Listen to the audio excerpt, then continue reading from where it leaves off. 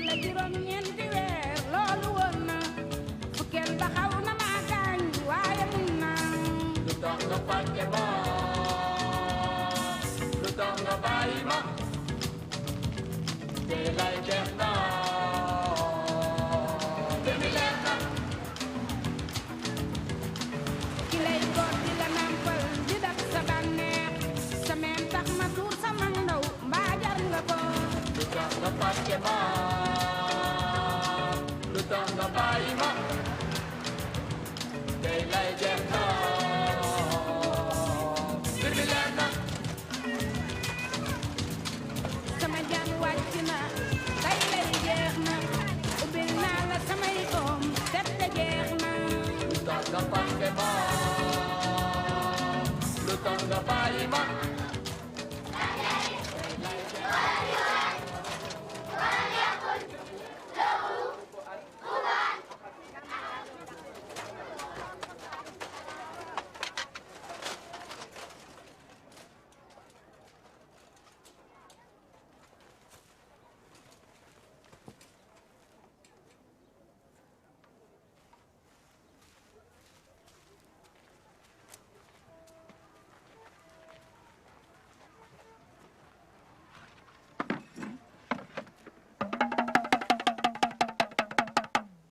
Mané bu leen perte seen temps ci lii xanaa yóbbu leen ne président day ganale tey ñëw leen ñu dem ah.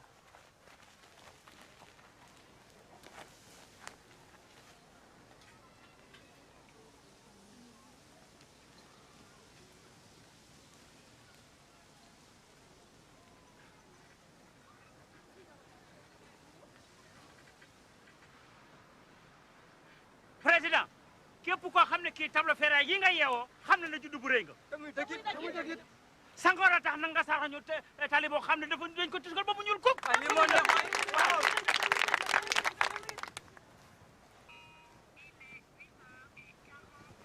Bon, allons inaugurer la route de Taliwaya avant que le soleil ne soit trop chaud.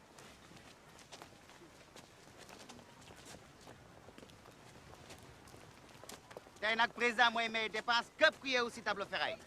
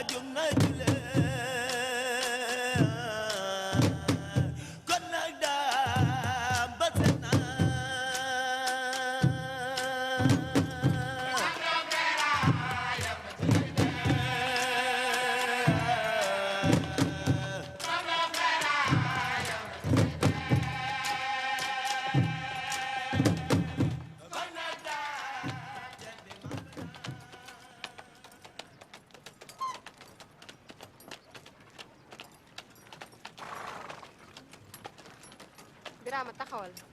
ah dañoo yegg. xaar lañ ma fii damay dugg ci armée bi. Siri jigéen du dugg si sëg day ume xanaa doomu ni faf da ngay sul sa bopp kon da nga yegg nag e gaj bu ñu dem fu sore bu yeboo ñu dem léegi de jëm fan. tekk ak tey kenn mel ni kuy aji ma.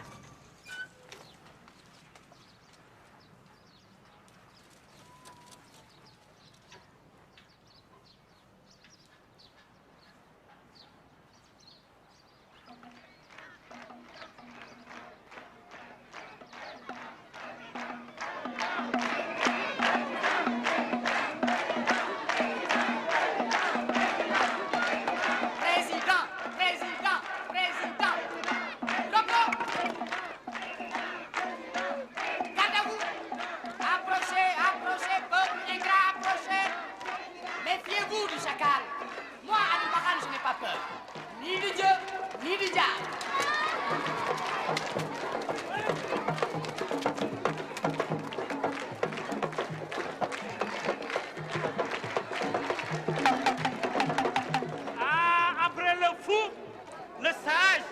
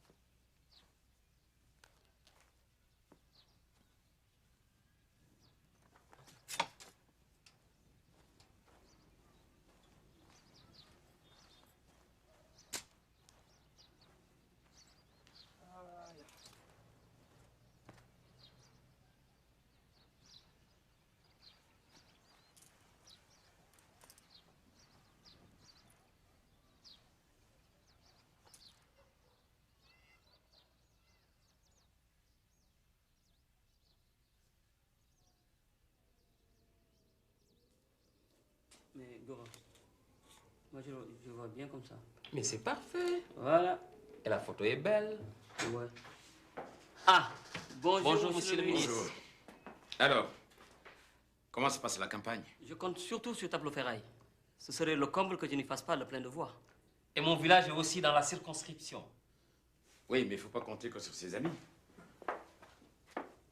30 ans suffit pour plonger l'Afrique dans le chaos. Avant, marcher droit. Pour le drapeau tricolore, peut-être. Pour la Marseillaise.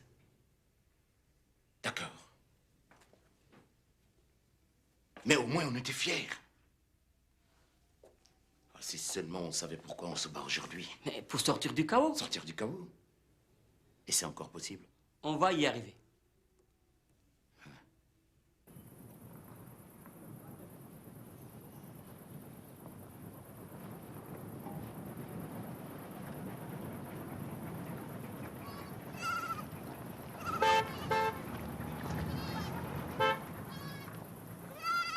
J'espère que mon programme vous séduit.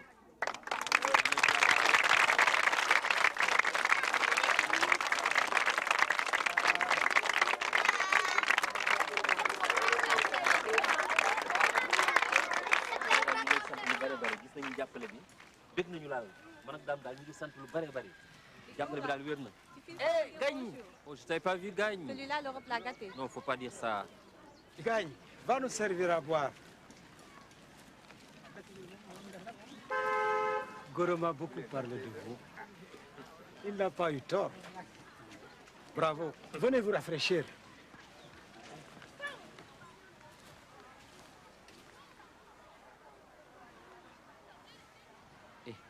C'est les électeurs que tu dois séduire, pas ma cousine. C'est ta cousine? C'est ma cousine. Tu es sérieux? C'est la fille de Oncle Ndiamé, Gagne Siri.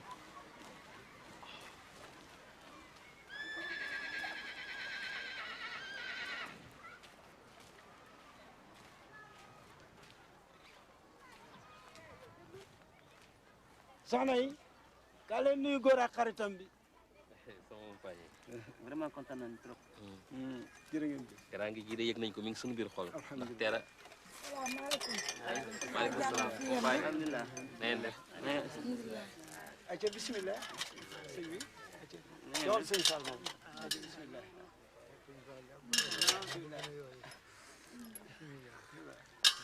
Nijaay kii yaa moom. bisimilah. ngeen jégal ma tuuti. waaw li ma war a wax ak.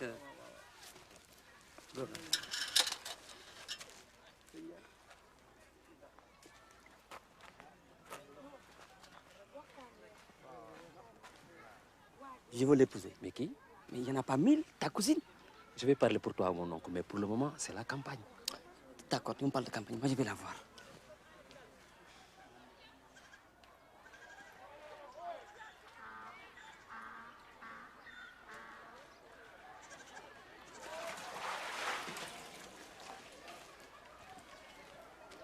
Bonjour. Je m'appelle Dame. Je veux t'épouser.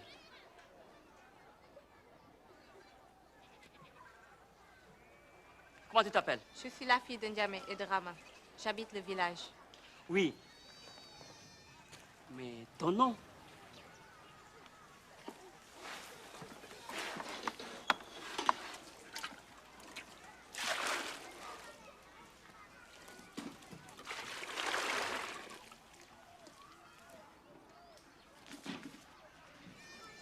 Gagne Ferré.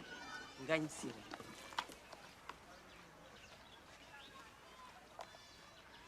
Gagne, je veux t'épouser. Vraiment. Va le dire à mon père.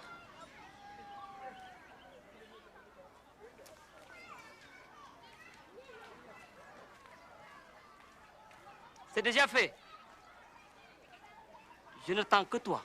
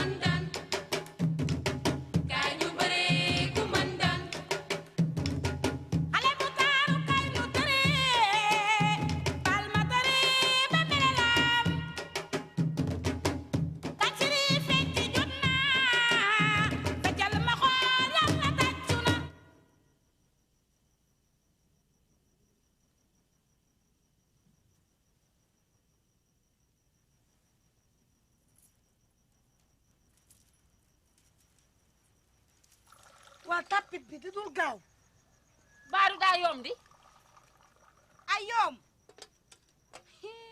muy ki di ma yaru tableau ferraille nga naan ma yomb xalaas yow de xamoo looy wax lan la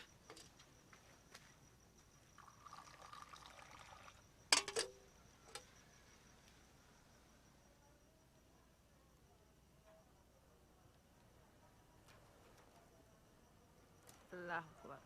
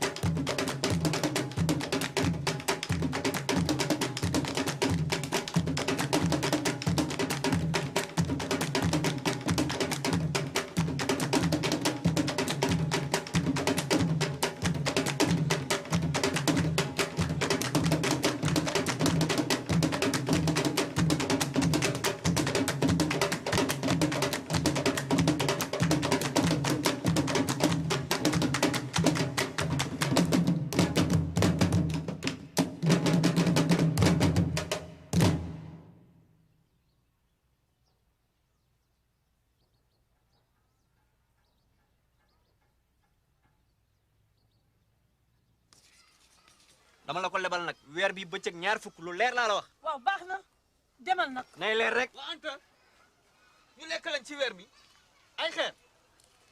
dama koy jox warugar maay njëkkeem. man mi yaakaar ni sa bopp nga ko jëlal. mu yéen. mu we.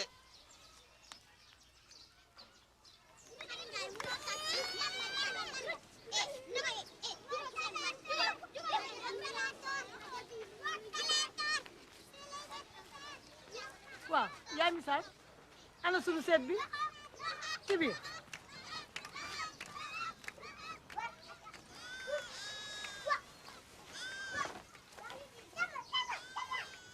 gañ maa la teeroo lii yow wute nga gunay tey yi nga xam ne dañuy nàmp di wasin jërëjëf ante laa tudd maa ngi dëkk fii sigil nga nu xol sedd na booy dem marché nga woo ma nu ànd waaw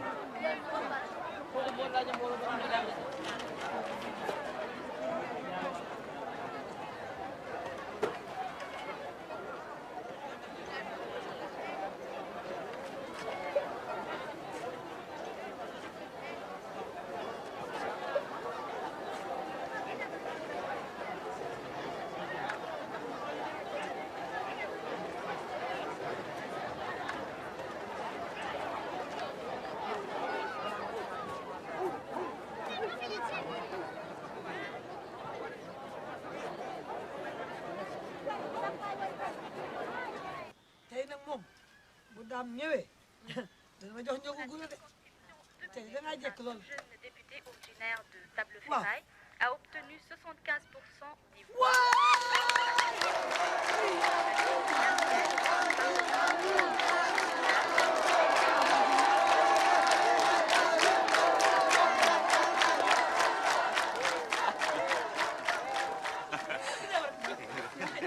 Il est député. Député ou pas, moi je l'aime. Moi je l'aime. Moi je l'aime. Moi je l'aime. Moi je l'aime. J'ai toujours mis Celle-là, elle a bien calculé son coup, hein. Elle épouse un mec, le lendemain, c'est un député. Et si tu m'épousais, Kiné? It is a cheval gagnant. Barke Yàlla. yaa ko ji sant yàlla.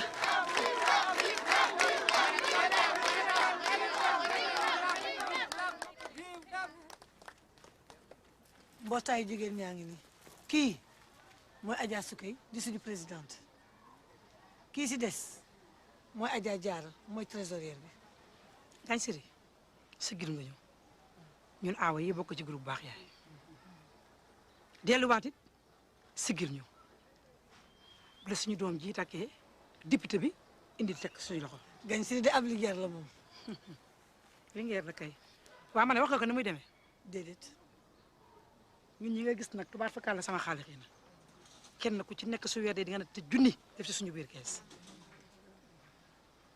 ñaareel ba ku ci wasin si ñun ñu ne te ñeenti téeméer dimbalee la su dee dëjit ñu natt ku ne ñaari téeméer jox la su dee dëj maar day yem si it ñu def ku ne téeméer am nañu kees goo xam ne gi it képp ku feebar ci ñun ñu xëpp ko jox la dégg nga ci bu baaxam alhamdulilah rabbil alamin. Avec un député de chez nous, nous allons enfin compter comme les autres. sama daal gis nga man fi mu ne nii. ginnaaw ba liggéey am na daal. poste commune donc moo xaw a baax. xam nga lu ma bëgg. poste gardien laa bëgg. gars yi gën la noppale. Man nag je rêve du pont de Yolmbel et de la conserverie. Je ne suis que député. Oh, ça sera l'Élysée si ça continue. Mais merci quand même, merci quand même. Merci quand même. Je déclare ouverte la nouvelle conserverie de Tableau-Ferraille. Faites qu'elle fournisse du travail et du bonheur à toutes les familles. Et surtout, encourager celui qui va diriger ce lieu de prospérité. Et pour les recrutements, adressez-vous à Ndiaye Civilisé.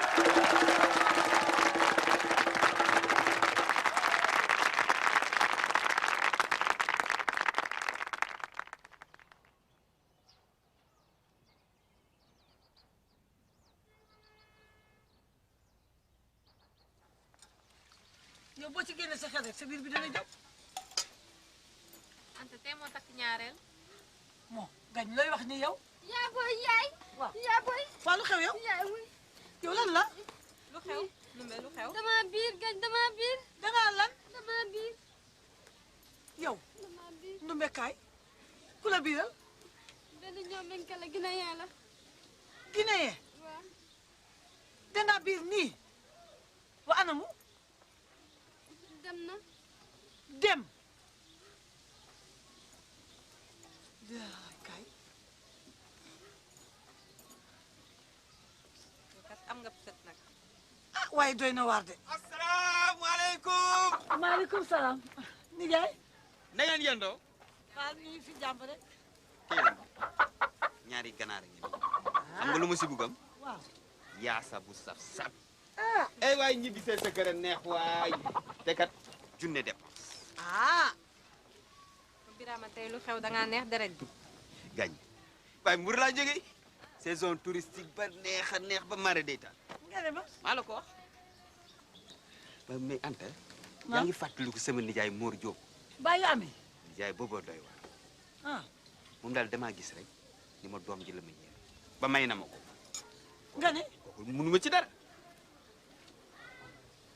laa ilaha illa. waaye nag yaay sama aaw gis sama kaani xeeñ. dara du la manqué. te ma lay yëgal ni la sëy bii suñu wërsëg. man yow dimbali ma bul ma sarale jombos yaa fu sa la taxawu ci jabar ju am xaalis boo doon liggéey ni say morom doo ko def. dama ne nga tëj sa lamiñ sëy bi am na takk nañ te dimanche bii di ñëw yaa koy teeru. man mi bokk ak bàyyam sant. Birama defal ndànk Anta it dafa am xabaar bu mu la bëgg a yëgal neen tekk ak tey déglu ko ni mu la dégloo. sa doom biir na bàyyi ba ne mes. nga ne ma waaw. nekkatul sama doom. ah suur naa ko àddina ak àllaaxira. moo ana numbe jabiti na wuti fu mu jëm. buy dem ma di ko topp. déedéet toogal ak moom. ah man mii may dem. ndok mbaala ya dellu fa nga jóge woon.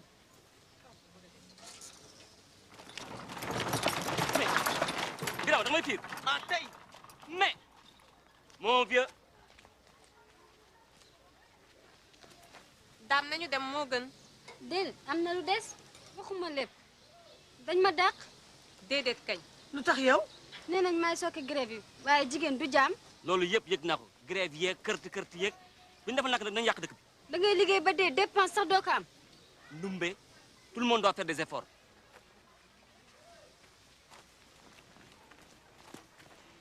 Tu n'y es pour rien mais tu peux les aider. Je suis fatigué de toutes ces histoires. On ne passe qu'aux autres. Il n'y a pas de vie dans cette maison.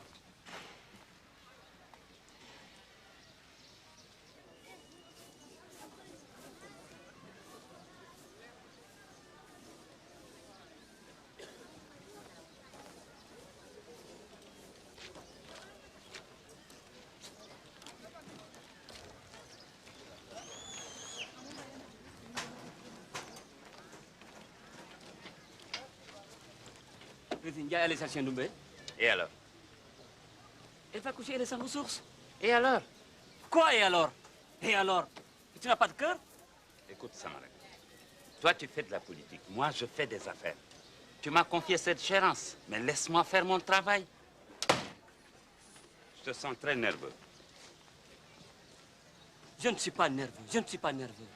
Je me soucie de toute cette tension sociale. Il faut arrêter les grèves. Mais en plus, cette femme n'a rien à voir avec Arrête ça. une fois de parler de travail. Pourquoi tes soucis familiaux? Mais de quoi tu peux parler là? Écoute, dame, tout le monde sait, hein. Ce n'est plus un secret pour personne. Mais Samarek, ne te laisse pas bouffer par cette femme qui ne te donne pas d'enfant. Et puis, ce n'est pas parce qu'il manque un enfant que tu dois te mettre dans cet état-là. Des mômes, il y en a des milliers à Tableau-Ferraille. N'importe quoi, n'importe quoi. De quoi tu te mêles? Parlons entre amis. Je sais que tu souffres. Tu souffres parce que tu penses que sans enfant, un homme ne peut pas se faire respecter. Allez, on en reparlera entre amis. Moi, je dois aller en inspection. Repose-toi, Samarek, tu en as besoin. Repose-toi.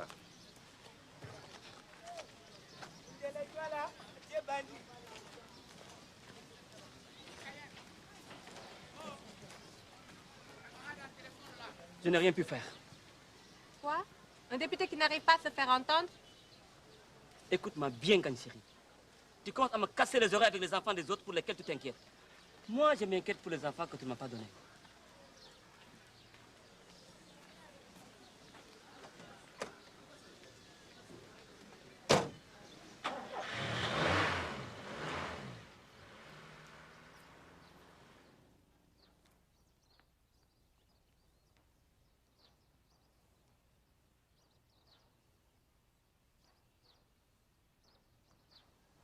ñii li ñuy xaar ñun rek yow tamit nga gëm yàlla. jaaxle naa de. da ngay gëm tuuti yàlla. ah. am na doom bu jigéen sa wujj la. alhamdulilah. c'est une fille.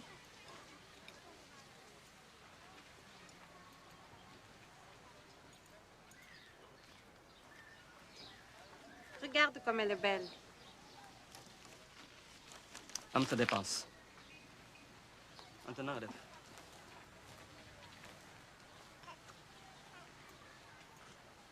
Oh, quel joli bébé.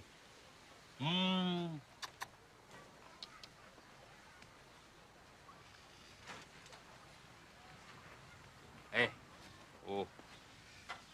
N'oublie pas notre rendez-vous, une mise au point s'impose. Mesdames, je vous l'enlève.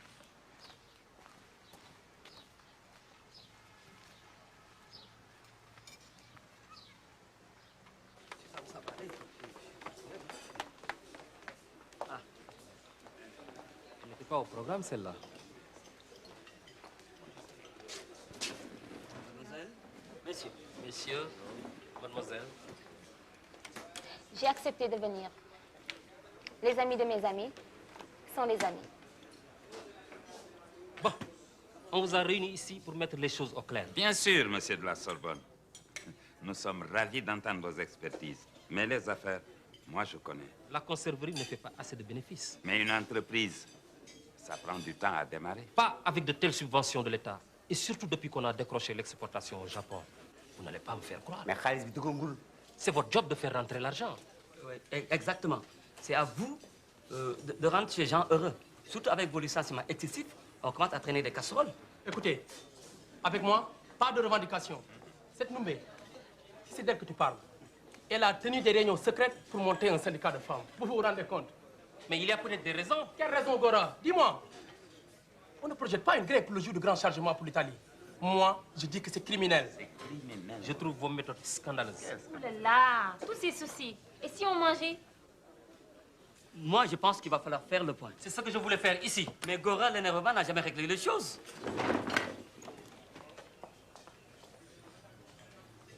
Tu as suivi mon intervention l'autre jour?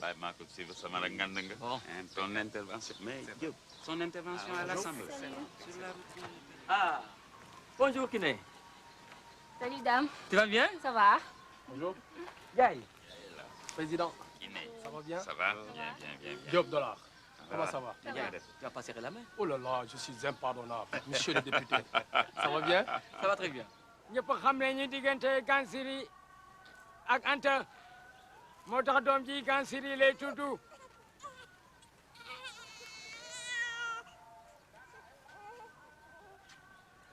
À la santé de la petite Gansiri. À la santé de son parrain.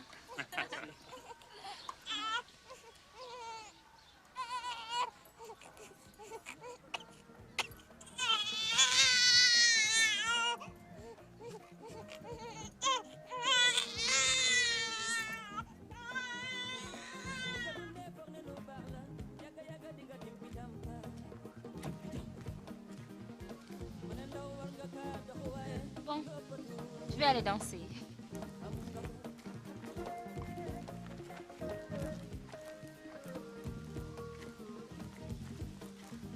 Putain. Et là, le plus beau cul du monde. Celle-là, personne la touche. Moi, ça fait 10 ans que j'essaie. Impossible.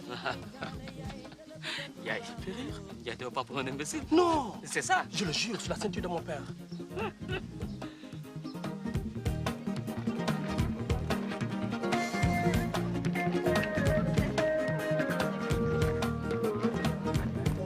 Avec une princesse pareille, on ne peut avoir que des ennuis. Pas vraiment. Elle peut aussi t'apporter de l'avancement, dame. Qu'est-ce que tu me parles d'avancement? Mais Ndiaye, y a-t-il des jours où tu ne calcules pas? Calculer quoi? Depuis le temps qu'on se connaît, dame. Tu ne sais pas que je suis un poète? Écoute, le sang de Senghor coule dans mes veines. N'empêche, la petite Kiné, c'est ton avenir sur un plateau d'argent. Arrête. Je n'ai jamais eu besoin de piston. Pour ça, on est d'accord. Pour ça, on est d'accord. Mais là, je me disais que tu as besoin d'une mère pour tes enfants. Et Kiné, elle doit être féconde comme une brebis.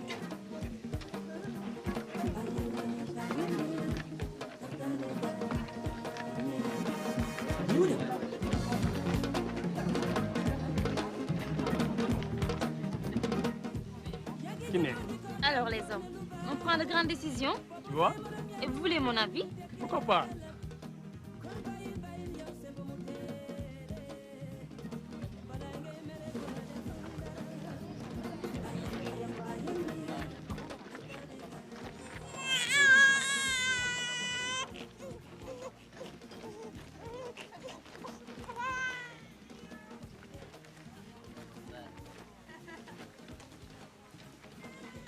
Gagne. Voici Kiné. Je veux l'épouser. Tu me demandes mon avis ou c'est déjà décidé? Tu m'as même pas encore demandé mon avis. Pour moi, c'est oui, à condition qu'elle nous rende heureux. Je le promets.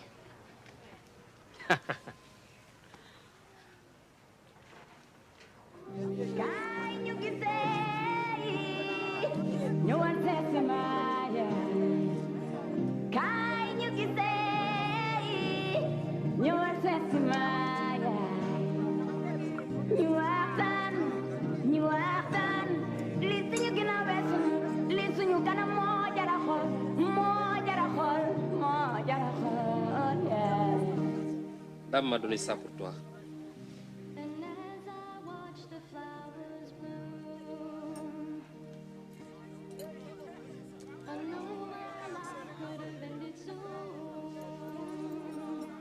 C'est pour te dire que son cœur est toujours et avant tout pour toi.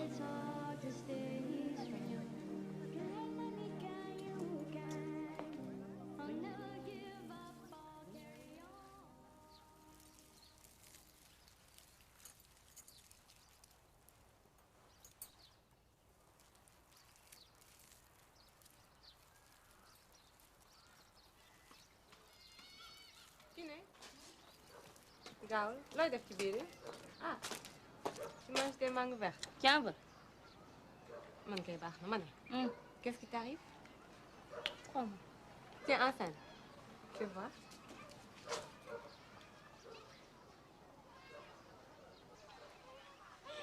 On va être maman. Lu ma dégg. Dambay papa. Alhamdulillah. sant yàlla.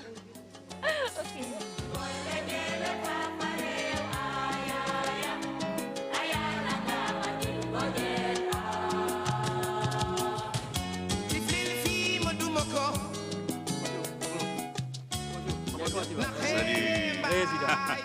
C'est un cadeau pour Golo Junior. Ah aussi.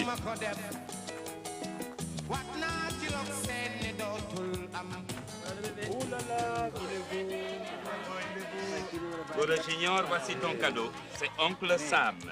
C'est un beau cadeau. Sacré président. Tenak, attention, li ngeen xamul, c'est un client américain qui me l'a rapporté spécialement des États-Unis. Disneyland. Je te tire mon chapeau. Les clients américains, quel mosul gis lu mel noonu. Les résultats de la conserverie sont vraiment encourageants. Très encourageant. Alors vous allez pouvoir créer de nouveaux emplois et embaucher à nouveau. Ce programme est grand. Il y a des petits degrés. $10. Dame, si je te le dis, tu ne me croiras pas. Ndiaye civilisé. Il travaille tellement qu'il a même arrêté de draguer. Alors, il va devenir peut-être épousable et respectable, peut-être.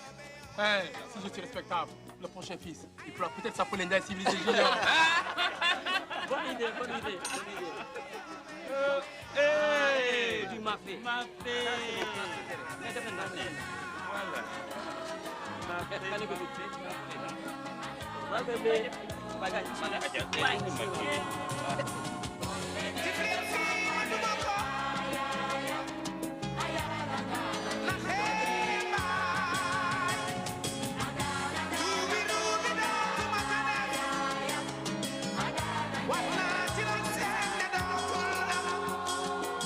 togloo jëmale jantu sode ku la may course waroo ko sonal xaritoo nag dafa am fu muy yem.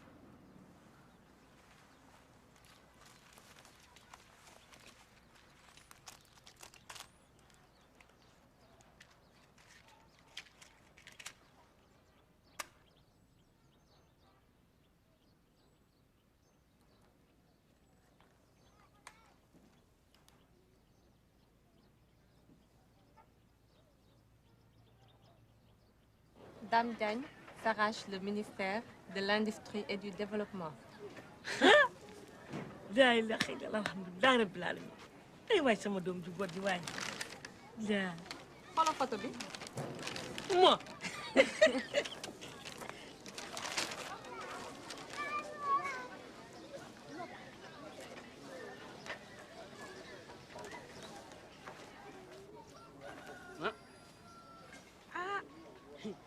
jekk na moom.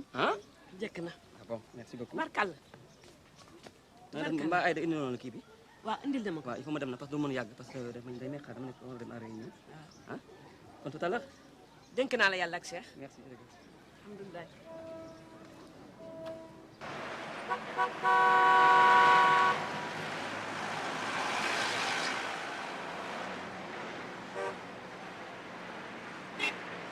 En tout cas, sur ce coup-là, tu as été formidable. Merci, merci. Mais Kiné, qu'est-ce que tu fais percher là-haut, là? Tu prends trop de risques. Qu'est-ce que c'est? Je l'ai eu des ateliers Niatigouy. C'est un Zoulou. Un Zoulou. Ce que tu ne sais pas, c'est que depuis Madame est à Dakar, elle court les galeries. Bon? C'est plutôt pendant que j'étais à Table-Ferraille que je les courais plus. Parce qu'avant, tu n'étais pas mariée. Parce qu'avant, je voulais épouser un artiste. Eh oh! Moi, la peinture, j'adore. Et puis, j'ouvrirai bien une galerie un jour. Bonne idée. Mais chaque chose a son temps. Pour le moment, tu dois te concentrer sur l'œuvre d'art qui est là. Et descends là. Allez, viens. Oh, oui, oui, oui. Chérie, tu es quand même... Tu comprends?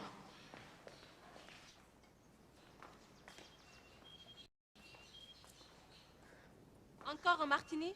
Mais c'est le 3e. Et l'enfant? Tu ne sais pas que c'est mauvais pour l'enfant de boire comme ça? Et puis tu devrais te bouger un peu. Au village, on te donnerait un mortier et un pilon pour travailler. Ça, c'est bon pour les femmes enceintes. Mais qu'est-ce que t'en sais? Comment? Qu'est-ce qui se passe ici? Il se passe que je m'ennuie. Comment ça, tu t'ennuies? Kiné, tu es la femme d'un ministre? Tu ne manques de rien, tu as une belle villa comme tu as rêvé, une belle voiture, un enfant à élever et un autre. Je suis pas une poule pondeuse. Comment?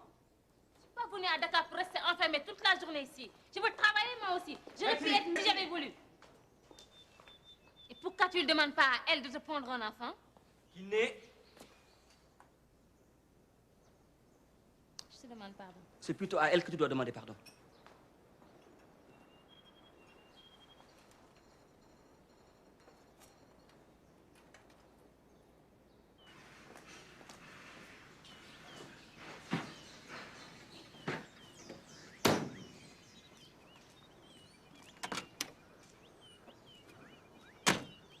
Si c'est ça ma vie à Dakar, mon mari toujours en voyage, mes amis ailleurs, que me reste-t-il? Tellement bébé là. Eh bien, c'est gentil pour moi. Non, je ne dis pas ça pour toi.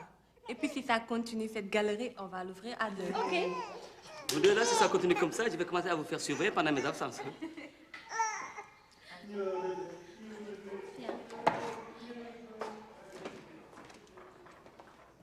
Les femmes de ministre, elles sont jamais invitées. Moi, depuis que je suis mariée, je n'ai plus voyagé. Et moi alors, je n'ai jamais pris l'avion. Menteuse. Et Las Palmas? Oui, mais c'est pas Paris. Et arrêtez là. Ne pensez pas que je vais me ramener avec 2 femmes, non? Pas deux? Une à la fois. À la limite, oui. Bon, moi, je fais juste une semaine. Tu auras ta galerie, hein? Gagne, je vais t'amener beaucoup de marques. Bon, Dora, papa est parti, hein? Allez, à bientôt, hein?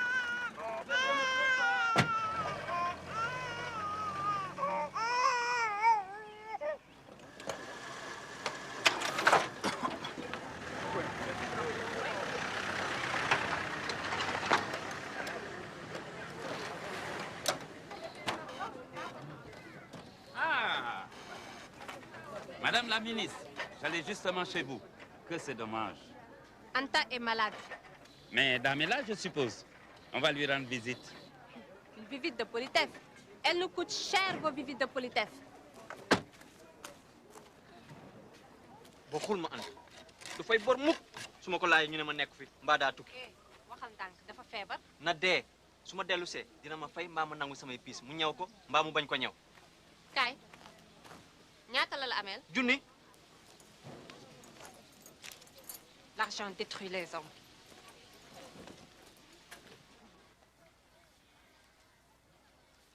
Je me sens étouffée.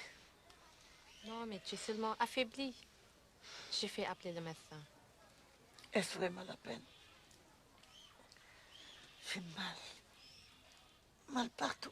Anta, ça ne doit pas être si grave. Et Birama qui n'arrive pas. Mais il va rentrer. J'aime Birama. J'aime ses enfants. Les enfants de l'amour.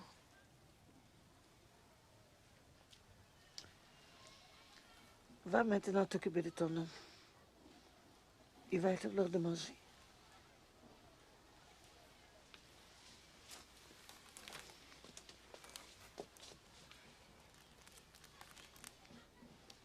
Tiens bon, le médecin va arriver.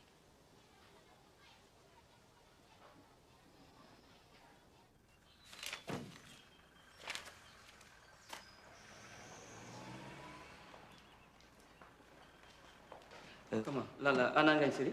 On l'a pas vu de la journée. Vous n'avez pas vu de la journée? Il est fatigué, mon chéri. Ah oui, je suis très, très fatigué. Elle est où, Ngansiri? Mais je t'ai dit que je ne l'ai pas vu de la matinée. Oh, je vais te servir. Merci.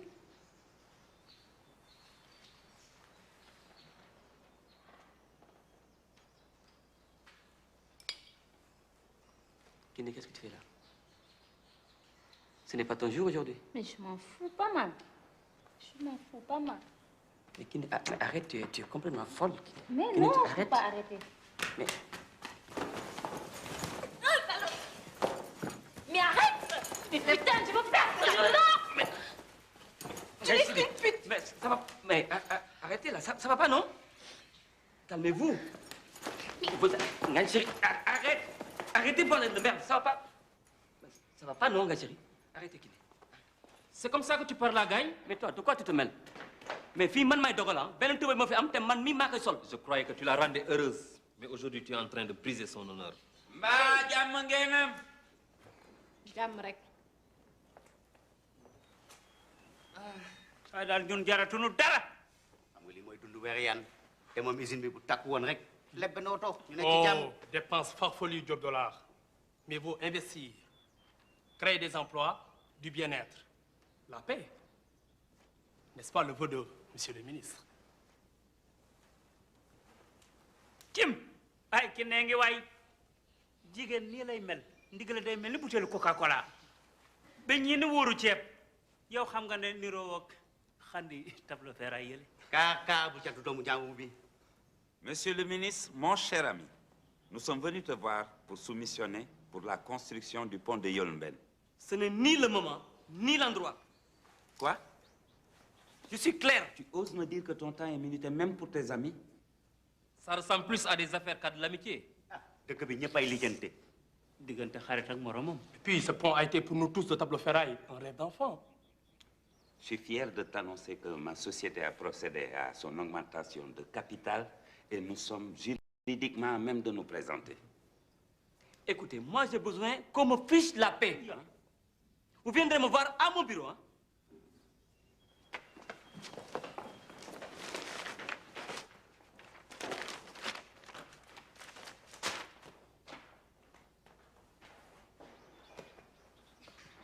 nañu dem maa mën na la fi ñukk ni yekk bu naqali jaxan faxe loo foog damay yéey xeer xam naa ne bu ñëpp meloon ni yow moom bu yóbboo rek ma génn table ferraille. la def fii xanaa xamoo li xew ci lu xew si port bi. affaire président mooy sànni lu ay barigo benn bu ci nekk 2000 wàññil maa ngi ceeg juróom-benn tey mu mel ni tàkkusaan ma koy may sa tent te kat maa ngi sama ñetteelu voyage. foo jëlee barigo yi. ah rok mi rok. ñaata nga bëgg. benn bu ci nekk bëgg naa ci téeméer. man lu may def si barigo yi.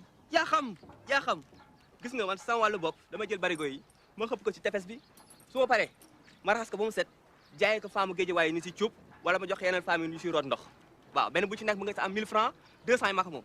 Mais dis donc, vous n'allez pas intoxiquer ces pauvres gens? Hein? Tu sais que c'est interdit de trafiquer des produits chimiques? Chimique? C'est pas chimique, c'est radioactif. Radio quoi? Radioactif. 3000 francs barigo bu ci nekk nga multiplié ko par 6 muy ñaata? Tudd 18000. nga multiplié ko par 10 voyages muy ñaata? 180000. 180 jours yoo xam ni kenn laaj jël 180 DQ nga naan ma radioactif waaye topp ma fale waay.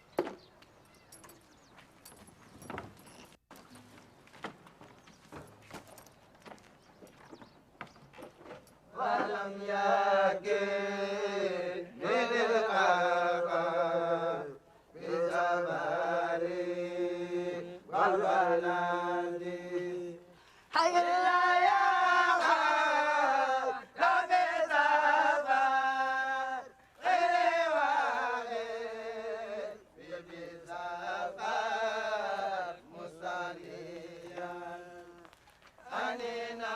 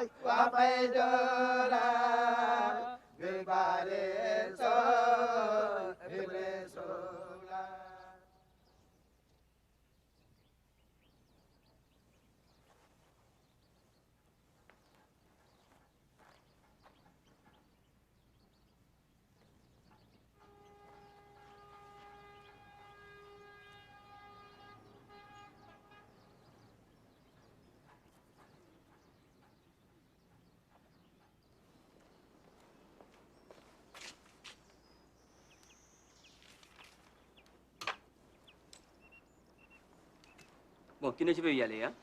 Tu aimerais bien tirer de ma part parce que l'avion ne m'attend pas. Comment? Tu ne te lèves même pas pour me dire au revoir? Ce qui est fait, c'est du passé. commence à être long le passé. J'ai honte à chaque fois que je raconte la femme de tes collègues ministres. Elles voyagent, elles font des affaires, alors que toi, tu penses qu'à travailler. Pendant que les autres se remplissent les poches. Eh bien, dis donc, je ne regrette pas. Moi aussi. L'amour dans la misère, que Dieu m'en garde.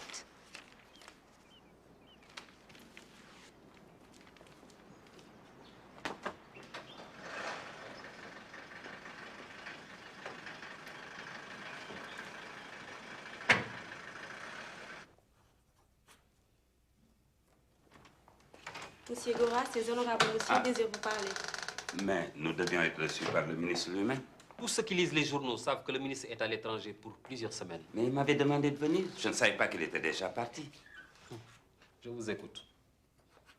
Nous avons cru bon de venir vous rendre une visite de courtoisie et d'amitié pour vous remettre le complément de notre dossier. Je vois, c'est pour le dossier du pont Yolben. Donnez-le-moi. Mais vous ne voulez pas y jeter un coup d'œil? Mais c'est interdit. Les offres ne doivent être vues qu'en commission. Et ça, vous le savez. Oui, mais c'est le ministre de la Famille à carte, nous lol, c'est une table ferrée. Tout ce que je peux vous dire, c'est qu'un dossier sérieux doit être conforme au cahier de charges et comporter des garanties. La commission se réunira bientôt et vous avisera de cette décision, comme tous les autres soumissionnaires. Merci pour la visite. Maintenant, je ne peux rien de plus pour vous. Je vous prie de bien vouloir m'excuser. Une importante réunion m'attend.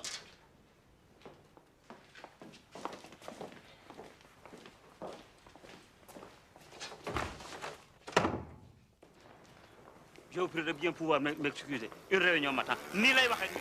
Pour qui il se pense, Gora, directeur de cabinet de mes couilles? Mon gars, faté, barre titre peut être, mais les coups de pou.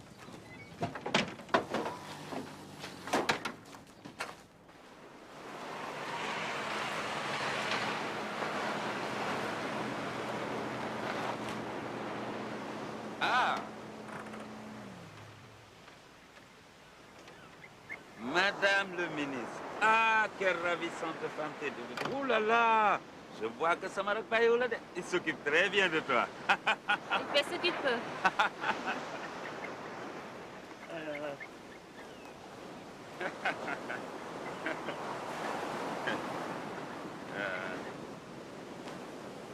Je te sens un peu triste. Non, non, non, tout va très bien. Ah bon? Et ta galerie? Ça se fera, Dame me l'a promis.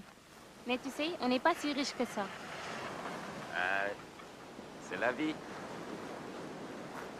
Tu sais, il faut être patient.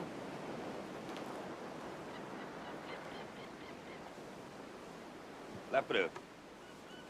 À force de patience, je suis enfin au bord de la richesse. Un coût de plusieurs milliards et 30% de commission pour moi tout seul. Mais qu'est-ce que j'en ai à foutre? Ah, tu étais la première à dire qu'il faut de l'argent pour vivre heureux. Et de l'argent, moi, je t'en donne. Et beaucoup. Merde, mais tu as été formé par les plus grandes écoles. Tu pourrais diriger une entreprise, faire des affaires, tu sais. Moi, je te dis tout ça parce que je t'aime beaucoup.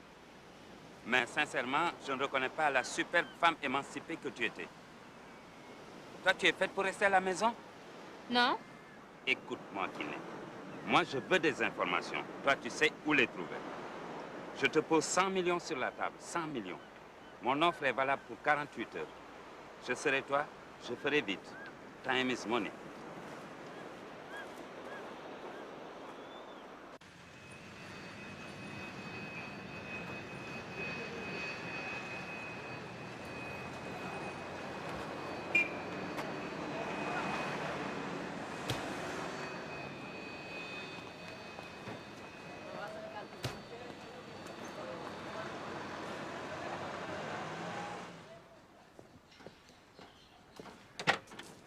Bienvenue, monsieur le ministre. Gora, ça va bien? Bien, bien. Alors, quelle nouvelle? Ça n'a pas été facile de convaincre ces Allemands, hein, mais rassure-toi, c'est fait. C'est l'essentiel. Président et compagnie sont venus me voir pour leur dossier de soumission. Mais, à vrai dire, je ne crois pas qu'ils soient à la hauteur de cet investissement. Mais moi non plus, d'ailleurs. Tu me rassures. Je n'ai pas voulu les décourager, mais ils m'ont vraiment énervé. Mais Gora, on doit quand même les ménager un peu. Tu as une idée de la meilleure offre? Je pencherai plutôt sur le projet Magdane. Ils sont jeunes, dynamiques et formés dans les meilleures écoles. Ah, bonne idée. Cora. Ça va? Eh, yo, Jack bi toog kan la? Ah, yow ki xamee ma ko muy tiitaru. Ça va, Ngaye? Ça va bien? Ça va, Kiné?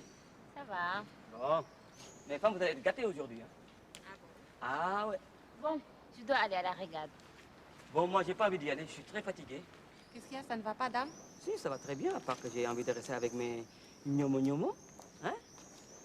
Ah, qui est là? Qui est là? Dame Kiné n'a pas l'air très heureuse. Oui, je sais.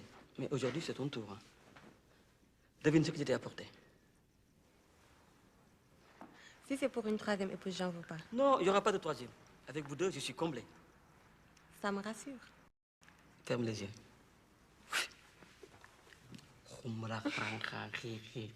Ouvre les yeux. Pourquoi? Je ne sais pas, ouvre. Voilà, c'est ça. Tu permets? Un collier? Un collier?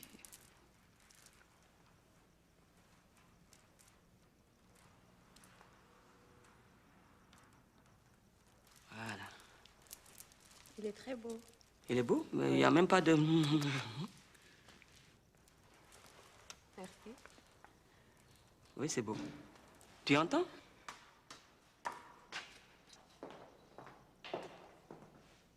Voilà que tu t'inquiètes pour rien. Heureusement.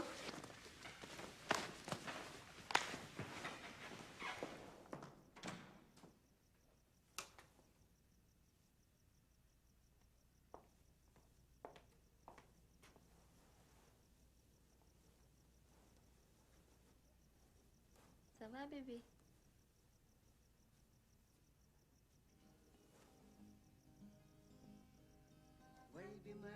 Mankati ba sama biir xol di ko wel képp ku di awa sa biir kër awa buuru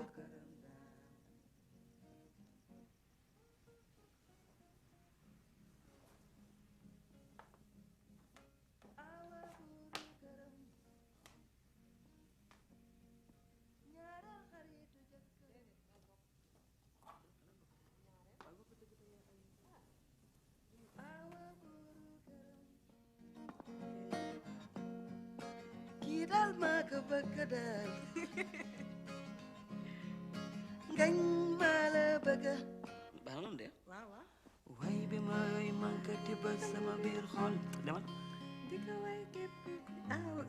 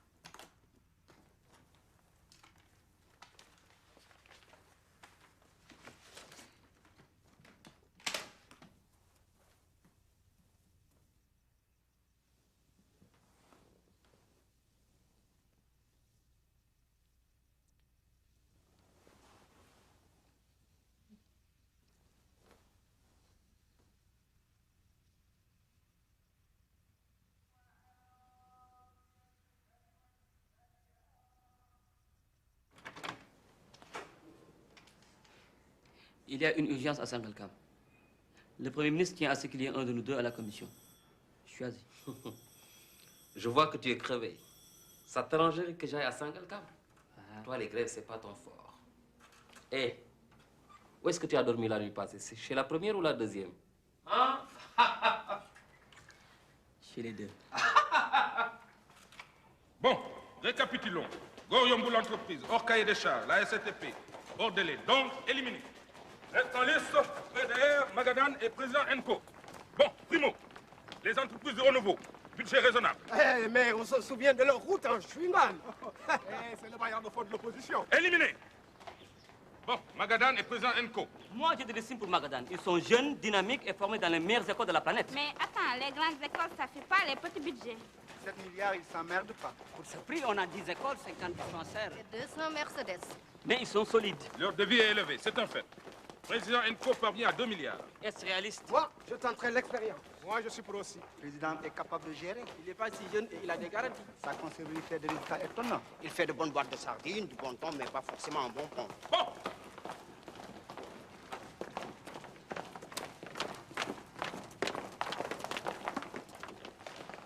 Bon, on passe au vote. Qui est pour Magadan? Qui est pour président Enco?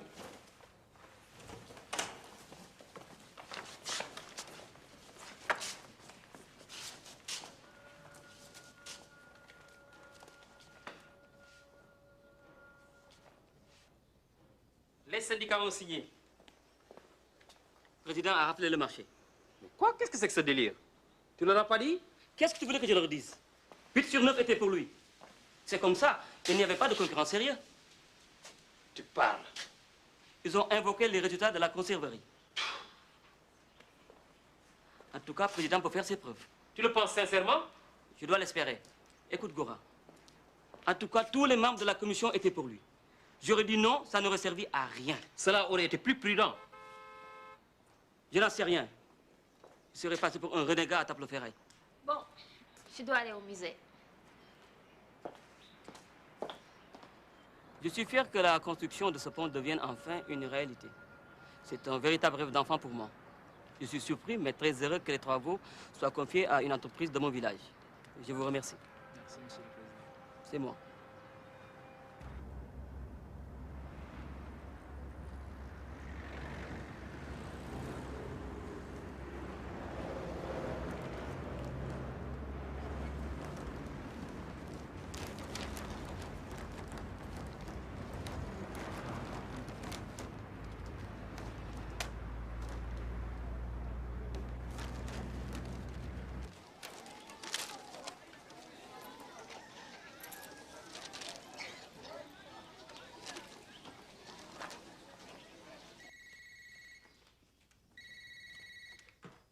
Allô?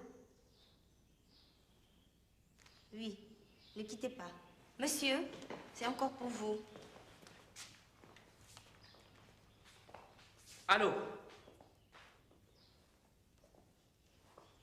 Écoutez, le ministre n'a aucune déclaration à faire, surtout quand il est chez lui.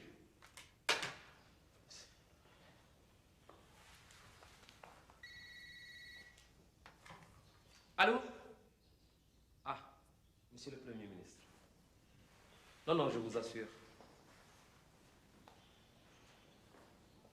Non, restez confiant. Dame n'a rien à se reprocher. C'est vrai, monsieur le ministre. Au revoir, monsieur le Premier ministre.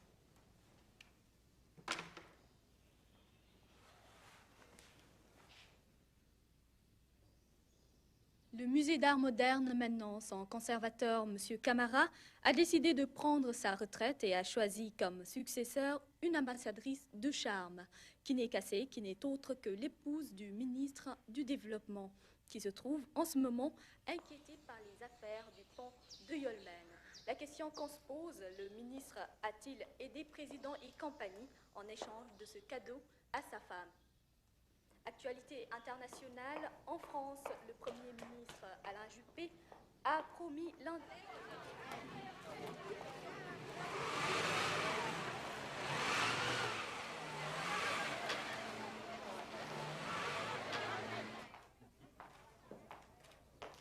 Je veux mes sous. Tu penses qu'on se promène avec 150 millions de francs CFA dans les poches? Ici, à Tableau-Ferraille? Moi, je dois foutre le camp par le premier vol avec mes enfants. Dis-moi, pourquoi tu es dans cet état? Je veux mes sous parce que je me tire. Tes sous sont déjà en Suisse. Genève, Banque Smecta. Mais clame ton innocence. Tu as la conscience tranquille quand même. Fais quelque chose. Ou alors dis-moi, où est le problème? Kiné, putain, tu vas pas te laisser abattre. Tu peux les empêcher de te calomnier et saisir les tribunaux. Tu penses qu'on va pouvoir se défendre? De toute manière, c'est les politiques qui trinquent, jamais les hommes d'affaires. Si tu ne crois plus, je n'ai aucune raison de le faire. J'y croirai jusqu'au bout, tant qu'il me reste un souffle de vie.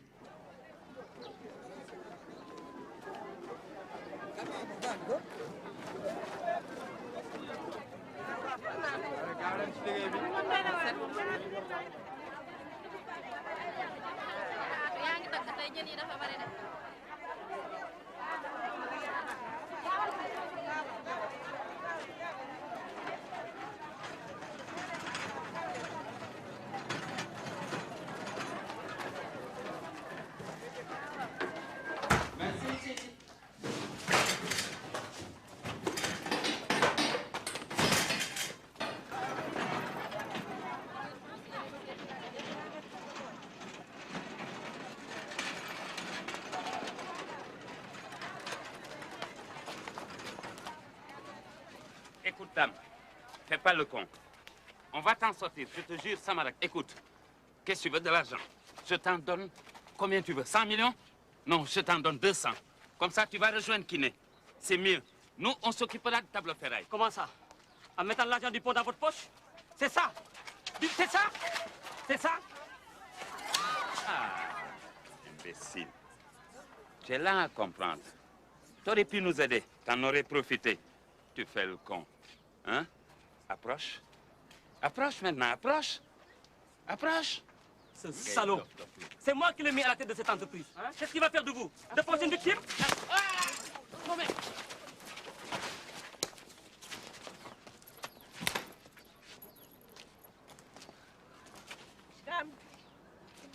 Dame jógal jógal laggal sa kër ga jógal jógal xam nga ne ñii di say naawle de jógal laggal sa kër ga jógal ay jógal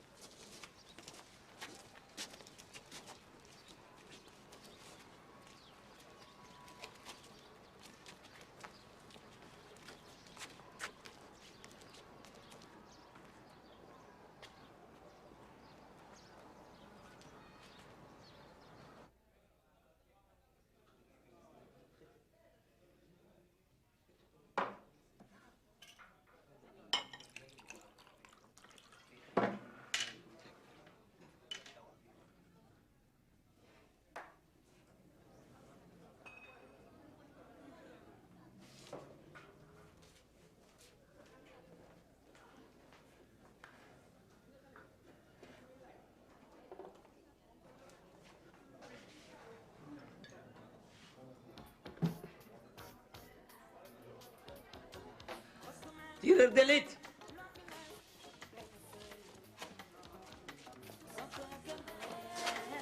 Ah, tu es là. Ça fait longtemps que je te cherche. Tireur d'élite. Je vais te lire ma lettre de démission. Ici au bar des Folies Perdues. Monsieur le Président de la République. Attention, c'est un moment solennel. En ce jour dur,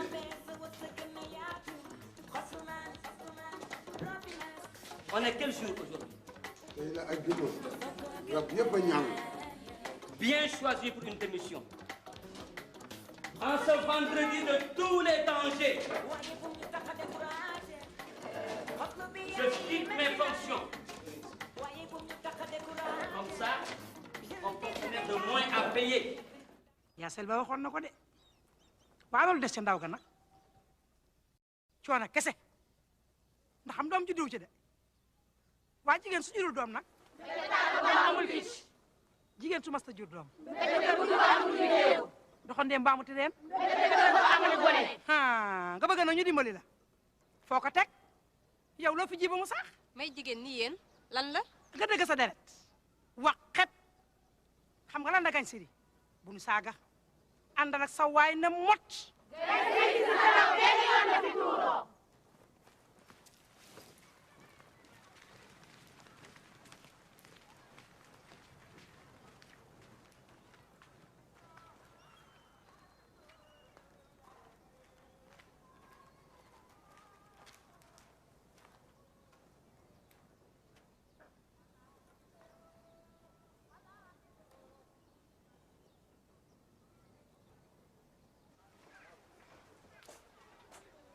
waaw yow li nga fal ni mooy lan damay tagatu ji da nga dof wala lan loo foog da di tey rek déedéet kañ waaw waaye par quinzaine rek laa koy def pour yow kon tax ñu may woowee mademoiselle 15e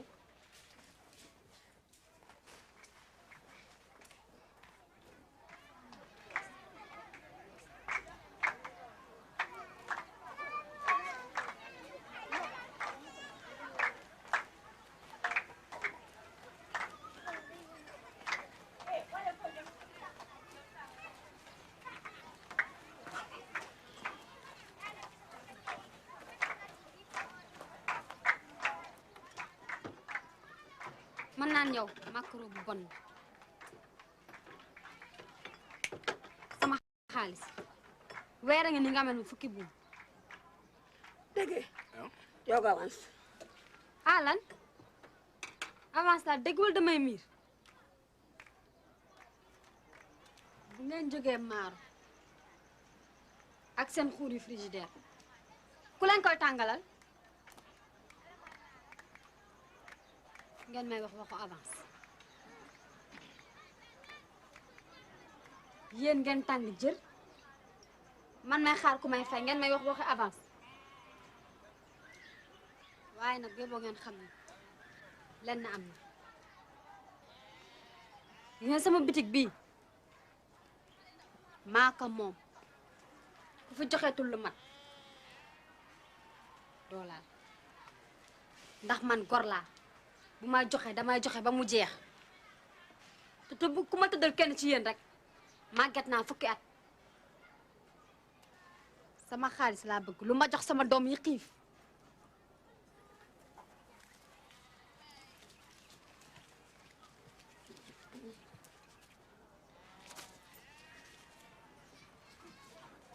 te kat lu ma cagatu indi sama baay bi naanee ko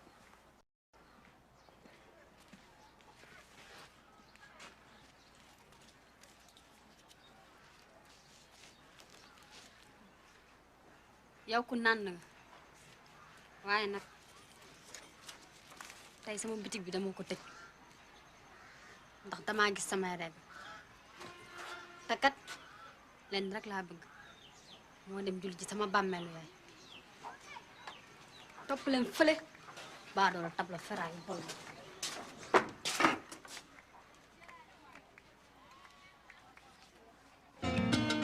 Chéri Coco kay fon ma ba ma tas ren mi tey yow mi jar nga koy kaay ñu dem yaa ma ni ma nopp naa la ma ni la maa la raw kon mbokk kay fon ma mbaa ma mer yaa ma ni ma nopp naa la ma ni la maa la raw kon mbokk kay fon ma mbaa ma mer yaa ma ñi woon kan jël ma yaa ma rewoon ma nopp la xale bi ne kaa ñu mel baa ma dem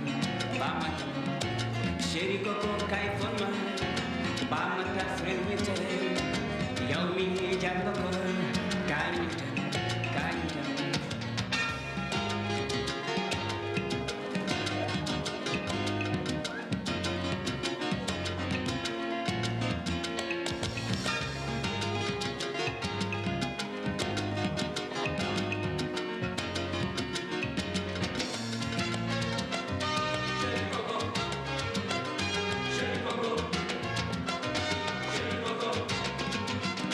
Chéri Coco Goûtons voir si le vin est bon. S'il est bon, j'en boirai.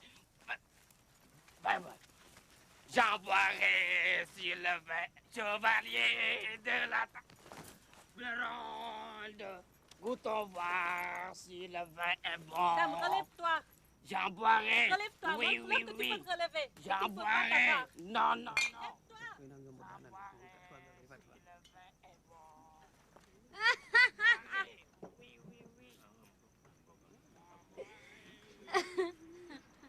J'en boirai si le vin est bon. J'en boirai. Xaaral ma taftal samay maam sax benn yaay amoon dee na man rek a fi des.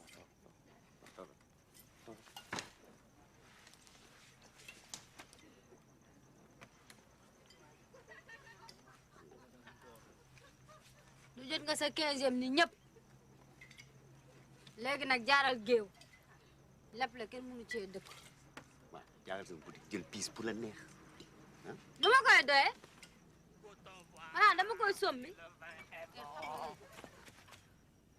Chevalier de la table ronde, goûtons voir si le vin est bon.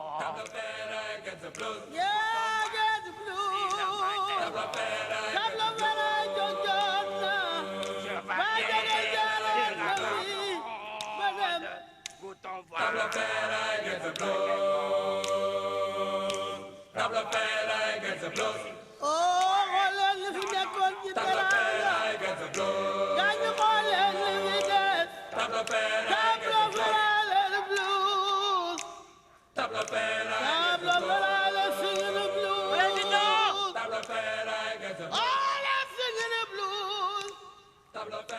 Président, montre-toi.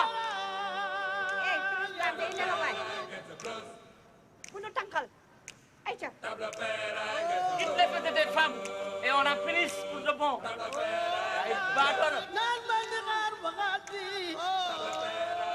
Président! Président!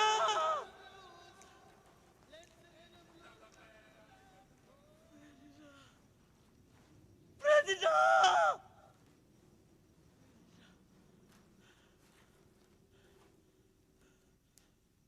Président!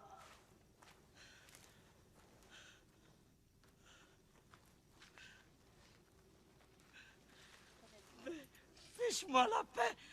Président!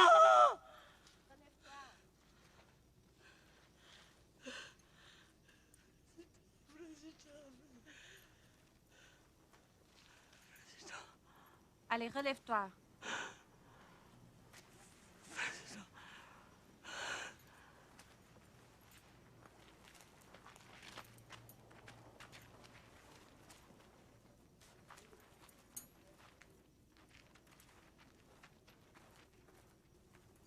Président!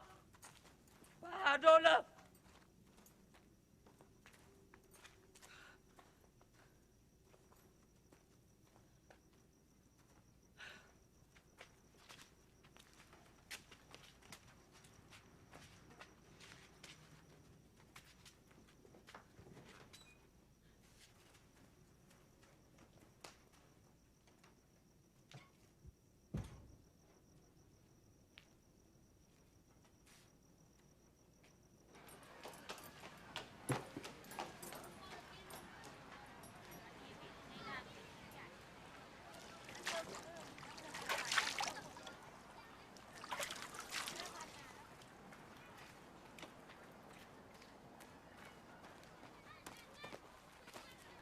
Voilà Noumbé. Dis-leur. Elle est la preuve vivante des malheurs dans Table Ferraille. N'est-ce pas? Yo, wax leen xam nga. Et c'est de quoi le président et sa bande sont capables. Wax leen, dis-leur. Avec l'argent, ils vous tiennent comme ils peuvent vous jeter. Mais wax xam nga nu mu demee wax leen. Mais dis-leur. Chacun doit faire des efforts.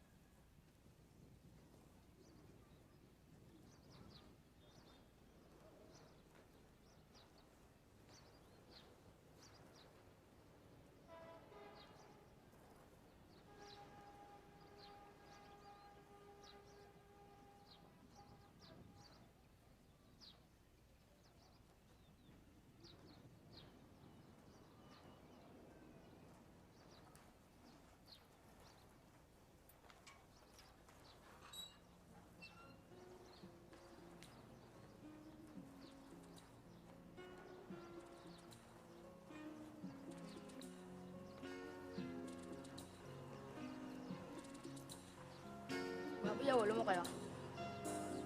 ne ko dem naa ne ko dem naa balaa jant bee sax ma jaar ni balaa lay bi jóg ma gàddaay